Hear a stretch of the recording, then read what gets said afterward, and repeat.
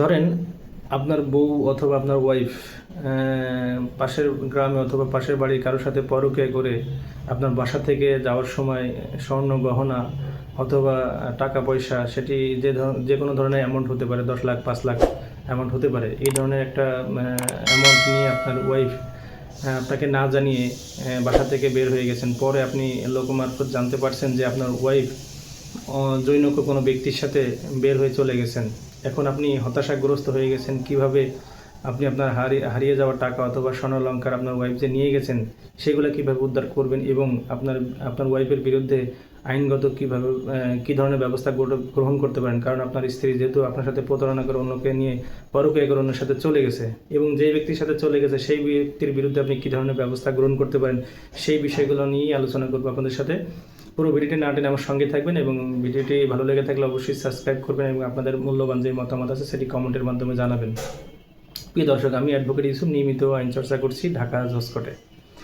প্রিয় দর্শক, প্রথমে যদি দেখেন যে আপনার বউ আপনাকে না জানিয়ে অন্য ব্যক্তির সাথে পরকীয়া করে আপনার বাসা থেকে বের হয়ে যাওয়ার সময় আপনার যেই মূল্যবান স্বর্ণগহনা আপনি আপনার বউকে গিফট করেছেন বা উপহার দিয়েছেন, অথবা আপনার বাসায় গচ্ছিত 2 লাখ টাকা অথবা 5 লাখ টাকা আছে, সেটি আপনার ওয়াইফ সাথে করে যাওয়ার সময় নিয়ে গেছে, এটাকে আপনাকে না জানিয়ে আপনার অগোচরে নিয়ে গেছেন, তাহলে আপনার স্ত্রীর বিরুদ্ধে আপনি কি ধরনের ব্যবস্থা গ্রহণ করতে পারেন? প্রিয় দর্শক, সর্বপ্রথমেই বলবো আপনারা উদ্বিগ্ন হবেন না। সর্বপ্রথমে আপনারা একজন নিকটস্থ আইনজীবীর কাছে যান অথবা নিকটস্থ থানায় যান।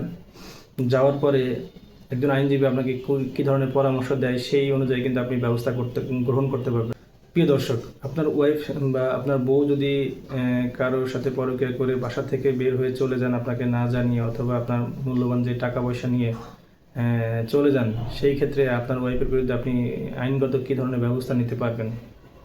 সর্বপ্রথমে আপনি একজন নিকটস্থ আইনজীবীর কাছে যাবেন। আইনজীবীর কাছে যাওয়ার পরে তিনি আপনাকে বুদ্ধি দিবেন বা পরামর্শ দিবেন যে প্যানেল করে ধারা 420, 406 এবং 403 ধারায় আপনার সাথে যে প্রতারণা করেছেন অথবা আপনার যে বিশ্বাস ভঙ্গ করেছেন সেটির বিরুদ্ধে কিন্তু আপনি আইনগত ব্যবস্থা নিতে পারেন। অথবা চুরি যেটা আছে 379 ধারায় কিন্তু আপনি আপনার বিরুদ্ধে আপনার ওয়াইফের বিরুদ্ধে অথবা আপনার বউয়ের বিরুদ্ধে কিন্তু আপনি মামলা দায়ের করতে পারেন ম্যাজিস্ট্রেট আদালতে।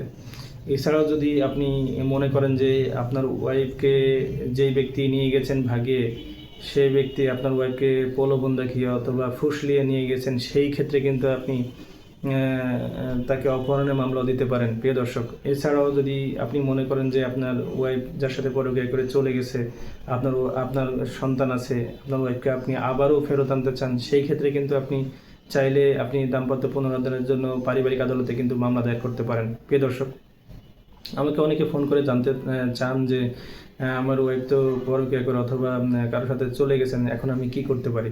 তো আশা করি যে ভিডিওটা দেখে আপনি ক্লিয়ার হয়ে গেছেন যে আপনি কী ধরনের পদক্ষেপ নিতে পারবেন আপনার ওয়াইফের বিরুদ্ধে, অথবা যেই ব্যক্তির সাথে চলে গেছে সেই ব্যক্তির বিরুদ্ধে আপনি কী ধরনের মামলা করতে পারবেন। এই পুরো ভিডিওটি ভালো লেগে থাকলে অবশ্যই চ্যানেলটি সাবস্ক্রাইব করবেন, পাশে থাকবেন এবং বেল আইকনটি চালু করে রাখবেন। ভালো থাকবেন, সুস্থ থাকবেন। আসসালামু আলাইকুম।